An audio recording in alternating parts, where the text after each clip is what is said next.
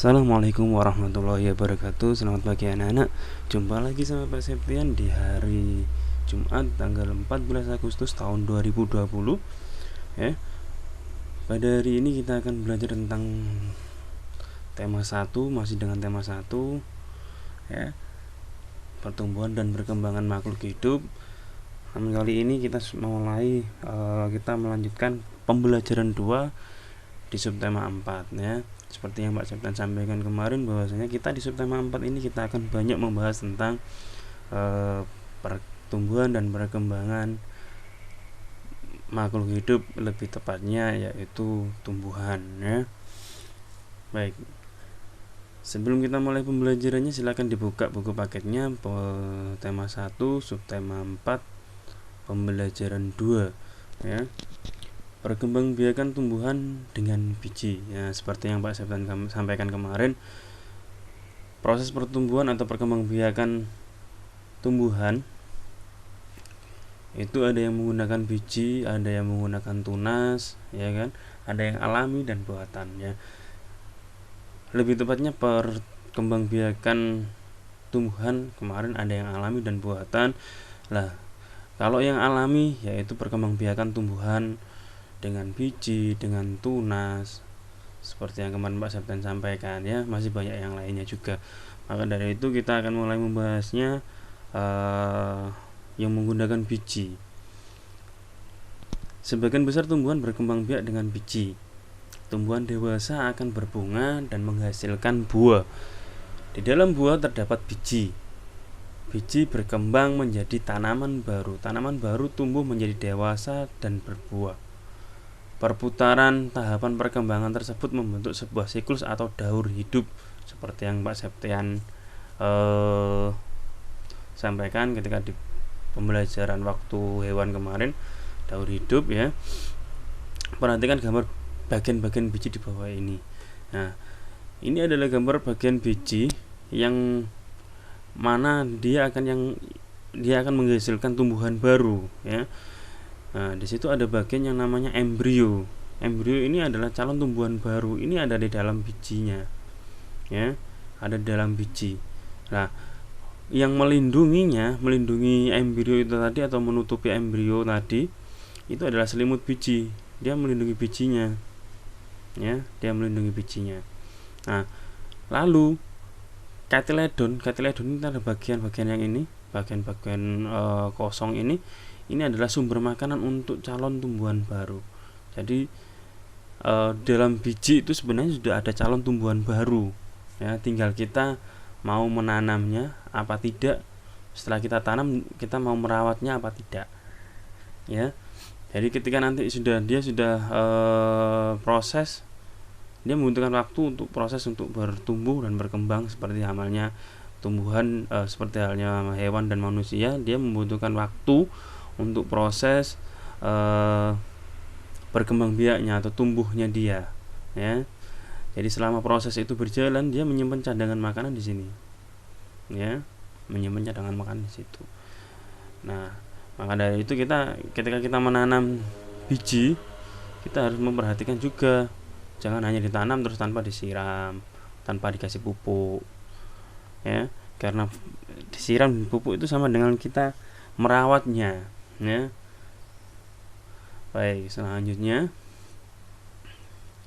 perkembangbiakan tumbuhan dengan tunas. Kalau tadi dengan biji, sekarang dengan tunas.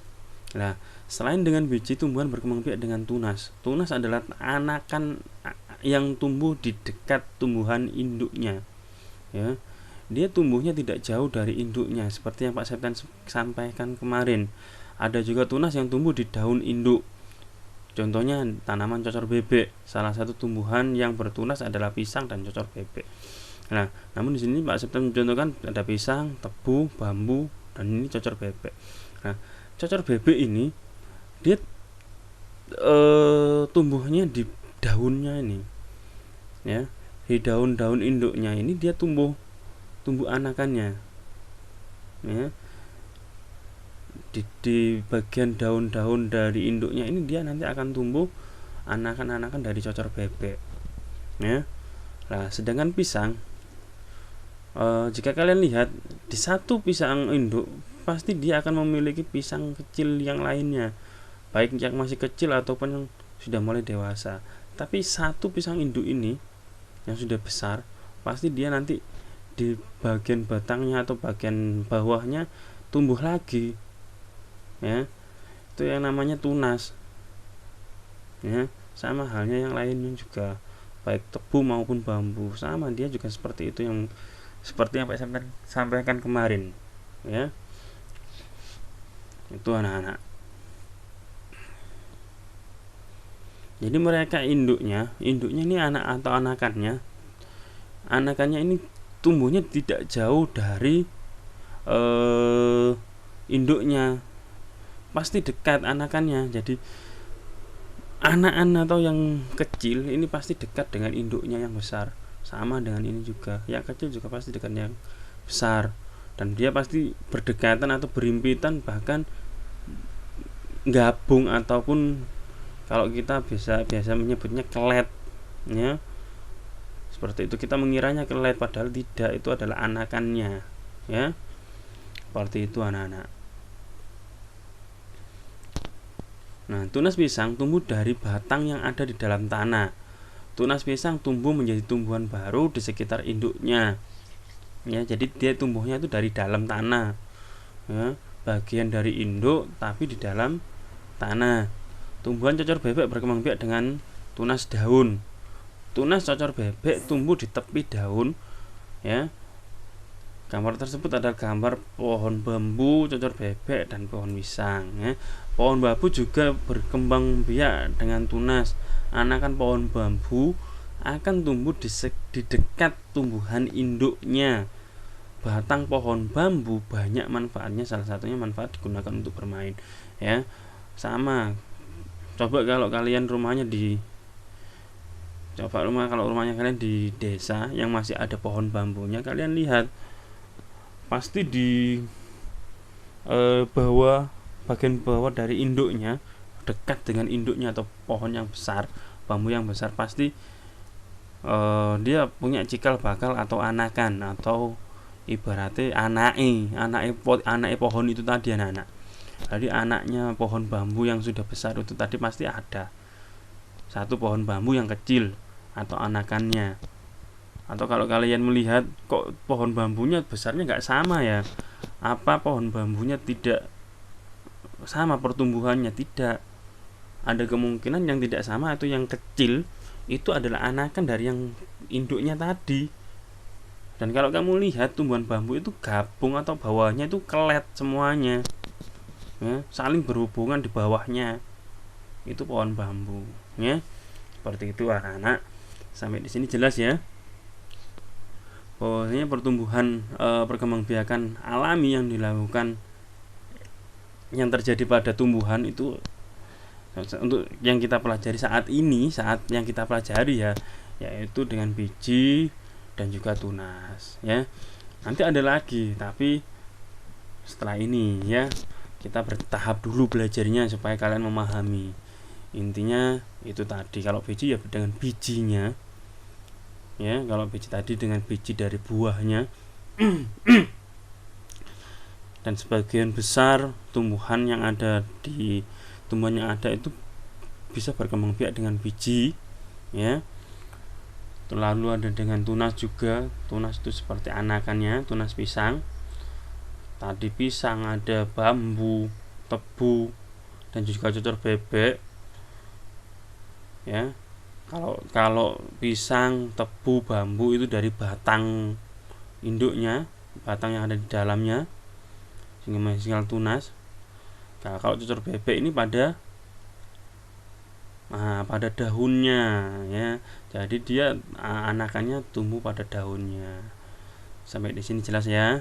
Selanjutnya, nah, tadi Pak Septen menyinggung bahwasanya pohon bambu juga bermanfaat untuk bermain. Nah, di buku kalian ada pengarahan ataupun arahan untuk bermain menggunakan pohon bambu, ya. Bisa kalian coba belajar di rumah. Boleh menggunakan pohon bambu, boleh menggunakan tongkat pramuka. Yang sering kalian jumpai menggunakan tongkat pramuka, karena yang mudah dicari saat ini adalah tongkat pramuka. Nah, lalu sekarang Pak Septian akan membahas pentingnya bekerja sama dalam hal permainan itu tadi.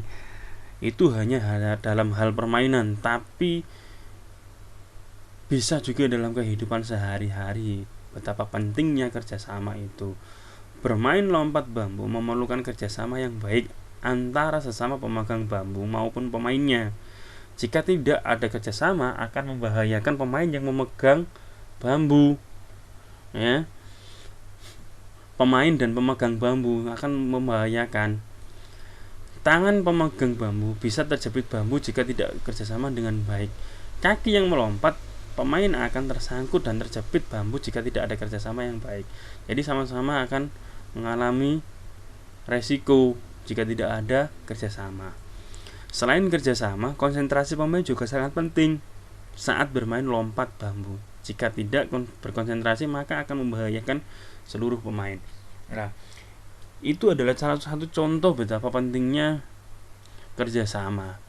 Nah, dicontohkan dalam hal bermain lompat bambu tadi. Nah, dalam kehidupan sehari-hari pun sama, anak-anak. Kita harus bekerja sama dengan siapapun, kita tidak boleh membeda-bedakan. Oh, saya hanya mau bekerja sama orang ini, saya nggak mau kerja. Kalau sama dia saya nggak mau kerja, nggak boleh. Ya, semuanya harus bekerja sama dengan baik. Apalagi kalau nanti kita punya kelompok, kita harus bekerja sama dengan baik. Kita bermain dengan kelompok itu atau belajar dengan kelompok itu, ya, supaya kita mendapat nilai yang bagus, supaya kita mendapat tujuan dalam hal yang ingin kita dapat dalam kelompok tersebut. Ya, kalau kita punya keinginan dalam kelompok ada tujuannya, ya kita harus bekerja sama yang baik. Nggak boleh yang bekerja ataupun satu sama lainnya tidak memiliki rasa kebersamaan. Nanti akhirnya apa? Ketika bekerja tidak dengan hati dan tidak ikhlas, sehingga membuat hasilnya kurang maksimal. Seperti itu anak-anak. Selanjutnya, nah saat ini tugas kalian untuk hari ini yaitu 1. Kerjakan soal nomor 1-4 pada buku paket halaman 159. Lanjutan itu tadi anak-anak yang sudah saya jelaskan tentang pentingnya kerjasama. Ditulis di buku tulis tema, soal dan jawaban. Ya, ditulis yang rapi, yang bagus. Soalnya ditulis pakai ballpoint, jawabannya pakai pensil. Jawabannya pakai dikasih garis bawah. Selanjutnya kerjakan latihan soal ini. Cuma 5 soal saja. Kerjakan dengan baik menggunakan cara porogapit di buku matematika. Ya. Pak, kalau masih belum jelas gimana? Sementara belajar dari satu contoh yang Pak Septian buat kemarin. Nanti Pak Septian siapkan contoh video penyelesaian dengan porogapit lagi supaya kalian lebih mudah, lebih jelas. Intinya ikuti proses atau tahapannya per langkah-langkah yang sudah Pak Septian jelaskan kemarin. Jadi tahapannya, langkah-langkahnya diikuti. Kalau kalian belum jelas, bisa tanya ke Pak Septian. Pak Septian, saya nggak ngerti atau nggak jelas di sini, Pak. Gimana? Apakah saya bisa minta bantuan? Bisa. Silakan hubungi Pak Septian. Pak Septian akan bantu. Ya, hubungi Pak Septian. Pak, saya nggak jelas di sini. Bisa menggunakan telepon ataupun video call. Nanti Pak Septian akan membantu. Jika Pak Septian waktu ketika kalian menghubungi Pak Septian sedang tidak ada tugas ataupun tidak ada pekerjaan yang Pak Septian kerjakan, maka Pak Septian akan langsung membantu kalian. Ya, baik, sampai di sini pertemuan kita, penjelasan Pak Septian. Pak Septian mohon maaf apabila ada salah dan kurangnya. Saya akhiri. Wassalamualaikum warahmatullahi wabarakatuh. Sampai jumpa anak-anak.